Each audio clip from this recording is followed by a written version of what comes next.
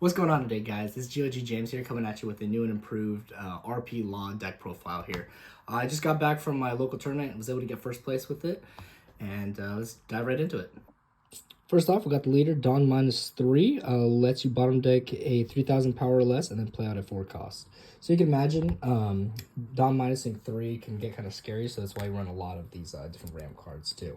So along with those lines, we also run 4 of the Gordon. Lets you activate main, bottom deck this card, and then lets you power down a character by 3,000 power. So along with that card, we also add the addition of 2 max. So basically, it lets you get 6 copies of this card. This card is super huge. Lets you basically hit any 6,000 power or less card. And then also having more copies of it, you could be a little less scarce with using them. Sometimes I just kind of throw it out there when I have an extra Dawn. To, one, bait out some sort of removal they may have because they have to address it. Or sometimes, sometimes when they play out a character, you just instantly get to use it without having any Dawn commitment, which is awesome. So 6 Gordons, basically. Next, the on-play rampers that we run. We run 2 Ein, right? On-play lets you get a Dawn rested, right? We got 4 Shachi Penguins, and we got 4 Beppos, right? So similarly to the Ein, the Beppo lets you play out a Dawn rested. It lets you get out Dawn rested, basically, as long as you have less Dawn than your opponent. Sometimes it gets tricky sequencing-wise to get that Dawn rested, but it's huge nonetheless. As well as when attacking, if you have less Dawn than your opponent, you get 1 rested as well. So sometimes with 1 Beppo, you can get 2 Dawn.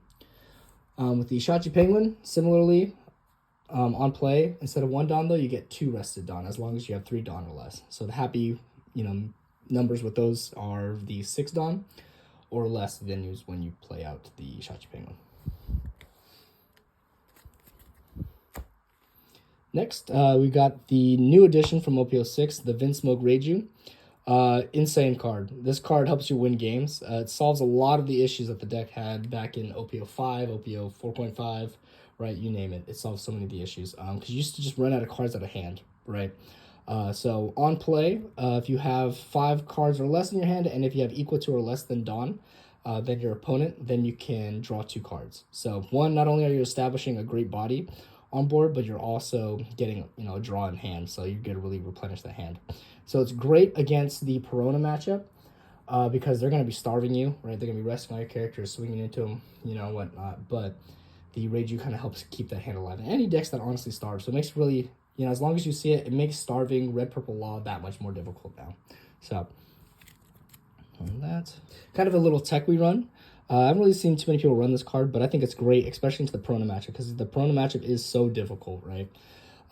Is the Hitori Kamazo. So if you don't know what this card does, came back out in OP01. On KO, Dawn -1, you can KO a 5 cost or less. So Perona, right, they're going to be resting all your cards. They're going to be popping them. They have no other removal than KO, right?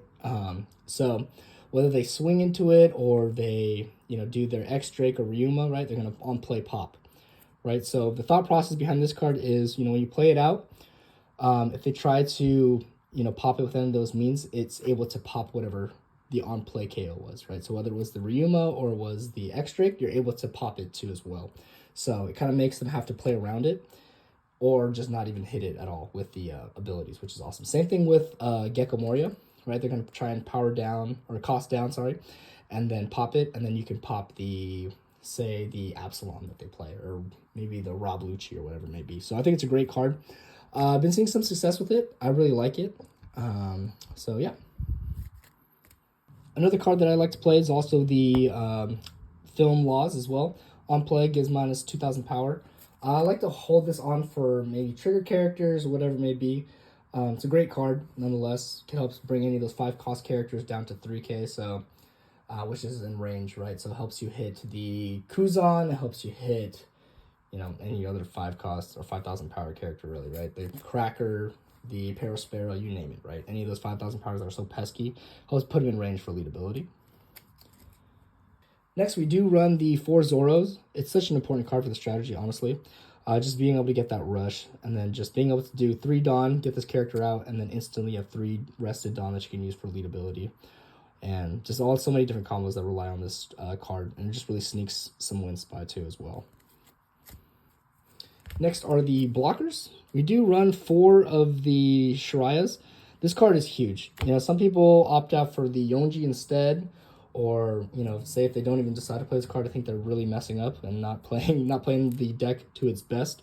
Because this card really just helps out in the Yamato matchup especially, right? Because they're going to keep swinging tall. Say if it's the Fortress build, they're just going to keep swinging tall, and this card just matches that power as well. Same with the Cat matchup too, because they're going to be swinging 7k. Sometimes it can get kind of tricky because, you know, there are so many dead cards, right? The Zoros don't have any rush. The Gordons don't, not rush, sorry, have no counters. And then the Gordons don't have any counters, right? And any events we play don't have counters. Same with the Ein, right? So this kind of helps out with that kind of problem, right? So then anything that they swing tall with their leader, you just 1k out. So it's a fantastic card. And then we do play for the Kid. You know, sometimes I wish we could play more. It's such a good card. You know, just being able to get Don back and just being a 5-6k leader, right?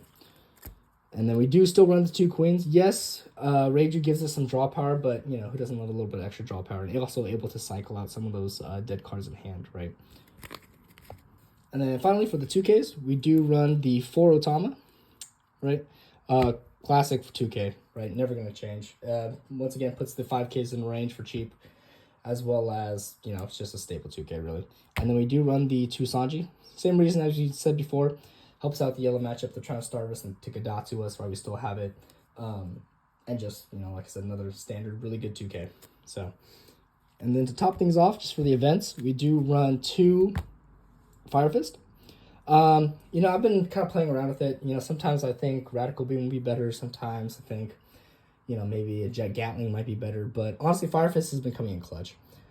There's still going to be big bodies out there that are hard to remove, right? You know, playing out 2 Gordon, sometimes you don't have that Gordon, right? And sometimes maybe you want to pop. You know, this kind of has very good versatility, right? Being able to do what it does. So yeah, that's my RP Law deck profile. If you guys have any questions or have any suggestions, feel free to drop them down in the comment section below.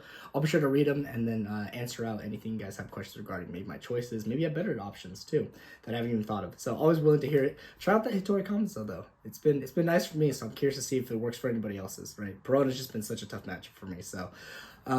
But yeah, so we're almost at 200 subscribers though. So if you guys want to help us out, that would be wonderful. I think we're about 10 away. So yeah. And you know, as always guys, don't forget to like, comment, subscribe, share with a friend, and GLG out.